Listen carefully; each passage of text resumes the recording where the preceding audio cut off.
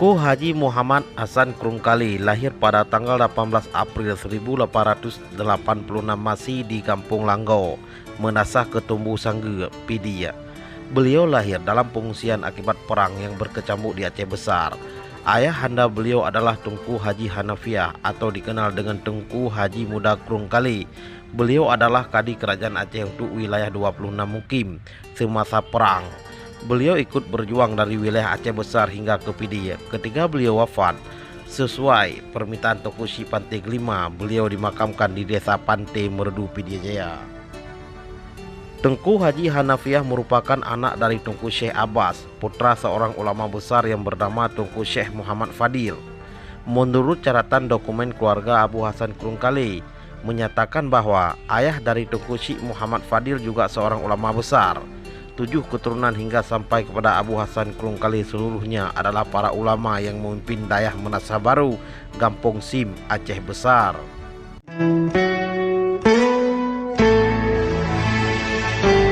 Nama beliau Tengku Haji Muhammad Hasan Krungkali bin Tengku Syekh Muhammad Hanafiah bin Tengku Syekh Abbas bin Tengku Syekh Muhammad Fadil bin Syekh Abdul Rahman yang bergelar Tengku Ja Melabuh atau Tengku di Kubu bin Faisal bin Rahmah bin Al-La'badan bin Al-Hawrani Ibnu Sab'ah yang dikenal dengan nama Tengku Syekh 7.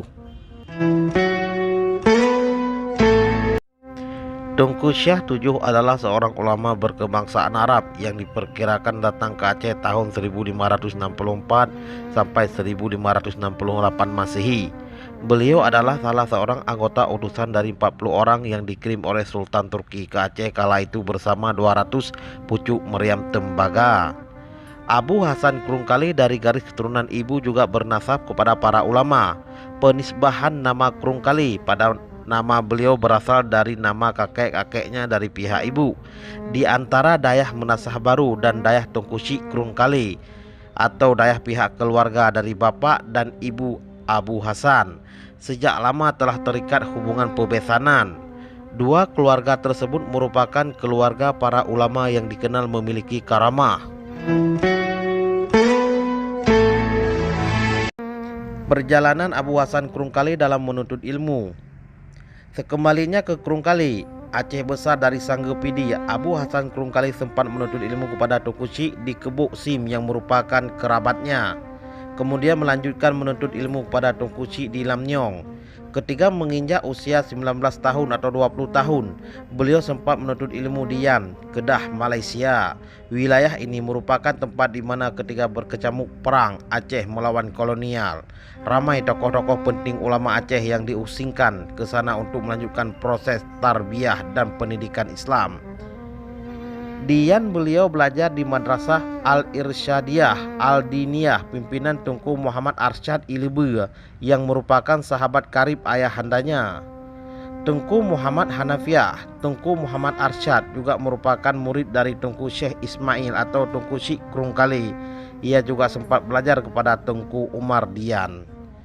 Pada tahun 1909 ketika ia genap menginjak usia 23 tahun, dengan izin gurunya, Abu Hasan Krungkali bersama adiknya Tengku Abdul Wahab menunaikan ibadah haji ke Mekah sekaligus untuk melanjutkan pendidikan di Masjidil Haram.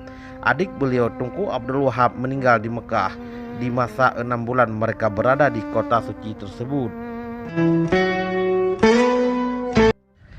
Beliau berguru dengan sejumlah ulama besar yang ada di Mekah. Di antara gurunya adalah Syekh Said Al-Yamani, Umar bin Fadhil, Syekh Khalifah, Syekh Said Ahmad bin Said Abi Bakar As-Syattar, Ad-Dimyati, Syekh Abdullah Ismail, Syekh Hasan Zamzami, Syekh Abdul Manim dan Syekh Yusuf An-Nabbani.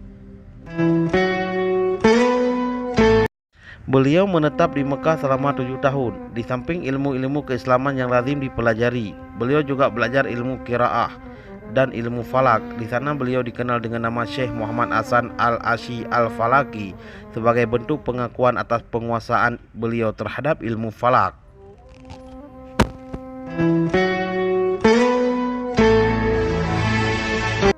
Selain mendalami ilmu falak dan cabang keilmuan Islam lainnya, Abu Hasan Krungkali juga memberi perhatian khusus terhadap ilmu tasawuf. Untuk itu, beliau telah berafiliasi dengan tarekat Haddadiyah, cabang dari tarikah Alawiyah. Beliau belajar dari mengambil ijazah dari gurunya Al-Murabbi Al-Mursyid Al-Alamah Said Ahmad bin Said Abi Bakar Al-Shadhar yang bersambung sanadnya kepada Qud Al-Irsyad Al-Habib Abdullah Al-Haddad Al-Hadrami radhiyallahu anhu kepada Rasulullah sallallahu alaihi wasallam. Sebagaimana ia juga mengambil ijazah dalam membaca Dalail Khairat dari gurunya Syekh Abdullah Ismail dan Syekh Hasan Zamzami di Mekah pada tahun 1330 Hijriah atau 1912 Masehi. Abu Hasan Krungkali sebagai ulama dan pendidik. Sekitar tahun 1915 di usia 29 tahun, Abu Hasan Krungkali kembali dari Mekah ke kampung Aceh, Yan, Kedah untuk kembali mengajar di Madrasah Al-Irsyadiyah. Beliau kemudian dinikahkan oleh gurunya Tengku Muhammad Arsyad Ilbe dengan Safiyah binti Panglima Husin. Sejak kecil, Safiyah menetap di rumah Tengku Umar di Yan, tak jauh dari Madrasah Tengku Muhammad Arsyad. Anak beliau Tengku Syekh Marhaban mengungkapkan bahwa Abu Hasan Krungkali telah belajar dan mengajar kitab Yanatul Talibin lebih dari 40 kali khatam dan kitab Al-Mahali dan Fathul Wahab lebih dari 20 kali. Semasa di Yan Kedah, beliau belajar sekaligus ikut mengajar.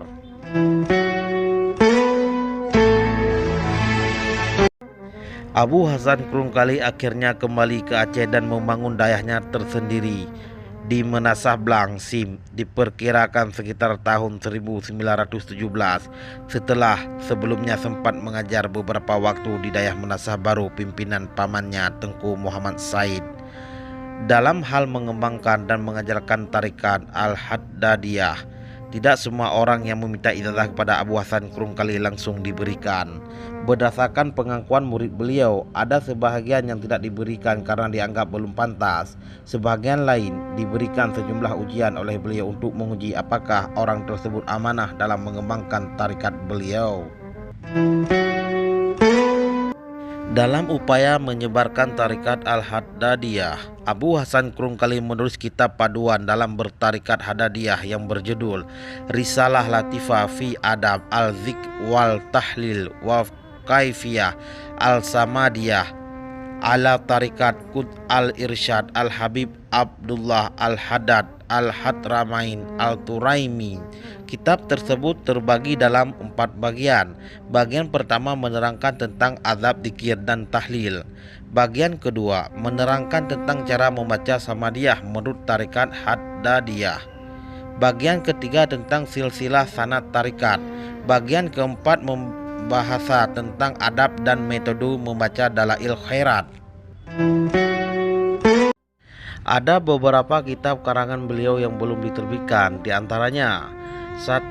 Jawahir Al-Ulum fi Kashfi Al-Ma'lum, ditulis pada tahun 1334 Hijriah.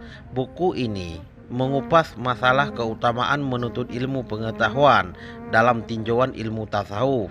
Nomor 2. An Amatu Al-Faidah fil Istimali Qaidati Al-Rabitah, ditulis pada tahun 1327 Hijriah, mengupas tentang Rabitah, hubungan dan ikatan hati antara murid dan guru yang bersambung sampai ke Rasulullah sallallahu alaihi wasallam. Nomor 3. Sirajul Salikin Alal Minhajil Abidin, ditulis pada tahun 1332 Hijriah. Kitab ini merupakan syarah kitab Minhajul Abidin karya Imam Al-Ghazali. Menurut Syekh Marhaban, dalam kurun waktu 20 tahun dari 1919 sampai 1942, lebih dari 1000 santri telah menuntut ilmu di Dayah Krungkali, baik yang berasal dari Aceh maupun wilayah lain di Asia Tenggara. Lebih dari setengah Dayah Salafiyah terkemuka di Aceh saat ini punya ikatan moral dengan Dayah Abu Krungkali, baik sebagai murid dari murid maupun dayah yang mengembangkan tarikat Haddadiyah yang pernah diajarkan dan dikembangkan oleh Abu Hasan Krungkali di Aceh. Peran beliau jelas tampak terlihat dalam pembersihan jiwa, hati dan perbaikan moral masyarakat melalui pengembangan tarekat dan tasawuf. Di antara para ulama yang pernah mengajar di daerah beliau di antaranya Tengku Muhammad Ali atau Abu Lampisang, Tengku Mahmud Blangpidi atau Syekh Mun, Tengku Idris Kete asal Labuhan Haji, Tengku Muhammad Amin Rebai dan yang lainnya. Di antara murid yang pernah belajar di daerah Abu Hasan Krungkali adalah Tengku Syekh Marhaban yang merupakan anaknya, Tengku Abdul Wahab Selimum, Tengku Ishaq Uletiti, Abu Idris Lamnyong, Tengku Muhammad Saleh Ibuh Pidi, Tengku Abdul Jalil Cot Plieng Bayu, Tengku Ibrahim Pantan Labu, Tengku Adnan Bakongan, Tengku Syekh Mudawali Al-Khalidi dan masih banyak lagi yang lainnya. Sekian dan terima kasih. Wallahu a'lamu bissawab.